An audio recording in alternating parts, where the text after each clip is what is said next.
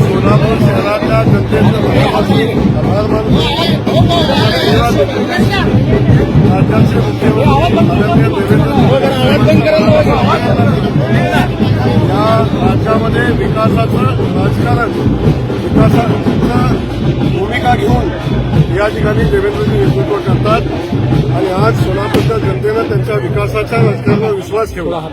जो जो शब्द त्यांनी सोलापूरच्या जनतेला दिला, विमानसेवा असेल, रेल्वे पाईपलाईन असेल, आयटी पार्क असेल, हे सगळं पूर्ण करण्याची क्षमता भारतीय जनता पक्षामध्ये आदरणीय देवेंद्र फडणवीस साहेबांच्या मध्ये आहे. हे शहरानं म्हणून मी पुन्हा एकदा देवेंद्रजींचं कौतुक करत असताना शहरातल्या जनतेचे आभार मानतो. त्यासोबत आमच्या शहराच्या अध्यक्षा रोहिणीताई कडवळकर असतील, त्यासोबत आमचे शहरामधले आमदार देवेंद्र कोटेचे असतील, आमचे उत्तर आमदार असतील, सन्माननीय मालक असतील, अक्कलकोटचे आमदार आमचे सचिन दादा असतील. सगळ्यांनी प्रचंड मेहनत केली आणि या शहरामध्ये भारतीय जनता पक्ष आला पाहिजे अशा पद्धतीने केलं आणि आम्हाला आनंद याचा आहे.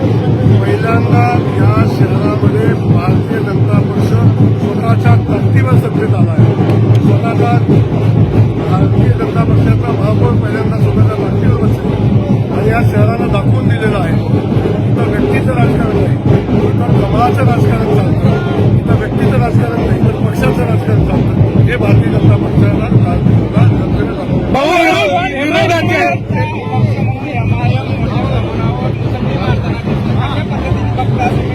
अरे मुसंडी काही नाही आहे, सत्ता साफ झालाय.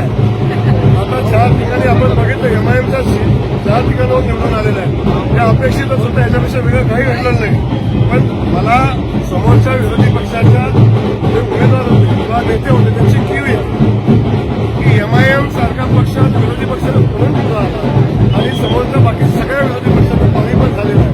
हे खऱ्या अर्थाने दुर्दैवी गोष्ट आहे. ती या ठिकाणी मी सांगेन पुन्हा एकदा विरोधक 2 आमदार दिसत नाही ना, सुभाष देशमुख आणि विजय कुमार देशमुख या जन्मसभा. आपण विजय देशमुख या विजयामध्ये आहेत, तुम्हाला माहिती आहे त्यांच्या घरी काय झालेलं, घरी काय करावं त्या संदर्भात जास्त बोलण्याचं आवश्यक आहे.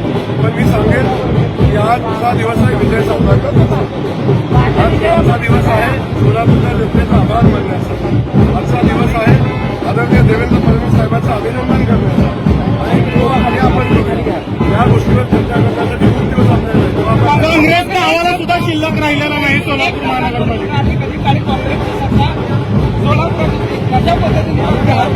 शहराचा खासदार प्रदीप शिंदे यांचं राजकारण आता असं झालं, राजकारणाचं असं झालेलं आहे.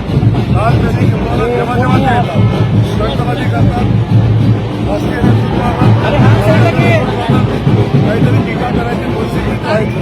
कालही ते त्याचं पालकमंत्र्यांच्यावर टीका केली, पैसे स्वतः वाटतं म्हणून सांगितलं आणि मुळातच या निवडणुकीमध्ये तर दिल्लीतून निवडणूक करत होत्या. दिल्लीतून त्यांची प्रचारसभा सोलापूरच्या निवडणुकीत चालू होती. तर यातून ना उमेदवार कोण आहे माहिती आहे, ना उमेदवाराला काय पाहिजे माहिती आहे, ना शहराला काय पाहिजे, ना शहराच्या जनतेला काय पाहिजे हे त्यांना माहिती नाही. त्यामुळे अशा नेतृत्वाला शहराला नेतृत्व केलं आणि एक जागा म्हणजे आता काय म्हणतात त्याच्यापेक्षा वेगळं काय असू शकत नाही. एवढं मोठं नुकसान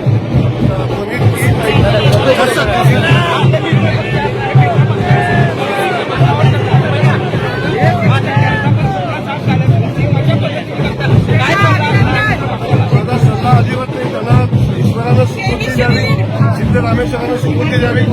ज्या जागा निवडून आलेल्या आहेत त्या सुद्धा भारतीय जनता पक्षाच्या मदतीच्या